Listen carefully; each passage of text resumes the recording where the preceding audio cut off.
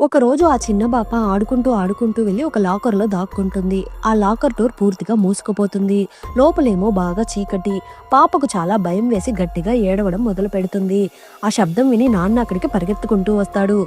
చూసేసరికి పాప లాకర్‌లో ఇరుక్కుపోయిందని అర్థమవుతుంది. అతను వెంటనే పాస్వర్డ్ ఎంటర్ చేస్తాడు. కానీ అది ఓపెన్ కావడం లేదు. ఎందుకంటే అతనికి తెలియకుండా అతని భార్య పాస్వర్డ్ మార్చేసింది.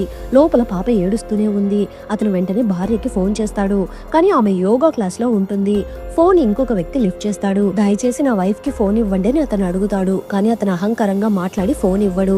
తర్వాత హీరోయిన్ వచ్చి ఫోన్ తీసుకుని మాట్లాడుతుంది.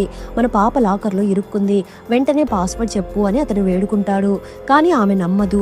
డబ్బుల కోసం అబద్ధం చెప్తున్నావా అనుకుని కాల్ కట్ చేసేస్తుంది. హీరోకి ఏం చేయాలో అర్థం కావడం లేదు. వెంటనే రెస్క్యూ టీమ్ కి ఫోన్ చేస్తాడు. వాళ్ళొచ్చి చెక్ చేస్తారు. ఈ లాకర్ చాలా స్ట్రాంగ్ మెటల్ తో తయారు చేశారు. పాస్వర్డ్ లేకుండా ఓపెన్ చేయడం చాలా కష్టం అంటున్నారు. అంత లోపల నుంచి అలారం సౌండ్ వస్తుంది. ఆక్సిజన్ లెవెల్స్ తగ్గిపోతున్నాయని చూపిస్తుంది. 1% కి పడిపోతే పాపను కాపాడడం చాలా కష్టమని అంటున్నారు. ఇంకా వేరే మార్గం లేక హీరో మళ్ళీ భార్యకి ఫోన్ చేస్తాడు. కానీ ఆమె లిఫ్ట్ చేయదు. అతను వెంటనే యోగా క్లాస్ కి వెళ్తాడు. అక్కడేమో ఇంకొక వ్యక్తితో ఆమె అఫైర్ లో ఉంటుంది.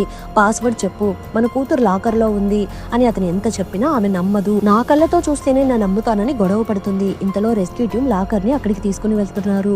పాస్వర్డ్ ఎంటర్ చేయండి అని అడుగుతున్నారు. ఆమె పాస్వర్డ్ టైప్ చేస్తుంది. కానీ టెన్షన్ లో తప్పుగా ఎంటర్ చేస్తుంది. సమయం గడుస్తూ ఉంది. హీరో కళ్ళల్లో నీళ్లు. అప్పుడే అతనికి ఒక ఐడియా వస్తుంది. ఫోన్ ద్వారా పాస్వర్డ్ రీసెట్ చేయొచ్చని గుర్తుకొస్తుంది. చివరి నిమిషంలో పాస్వర్డ్ రీసెట్ చేసి మళ్ళీ ఎంటర్ చేస్తున్నారు. లాకర్ ఓపెన్ అవుతుంది. లోపల పాపను చూసి అందరూ ఊపిరి పీల్చుకుంటున్నారు. అప్పుడే భార్యకి నిజం అర్థమవుతుంది. హీరో చెప్పిందంతా నిజమేనని. ఎలానైతేనేం చివరికి పాపను సేఫ్ గా కాపాడుతారు. దీని ద్వారా మనకి తెలిసింది ఏంటి అంటే అవిశ్వాసం ప్రాణాల్ని కూడా ప్రమాదంలో పడేస్తుందని. Thanks for watching.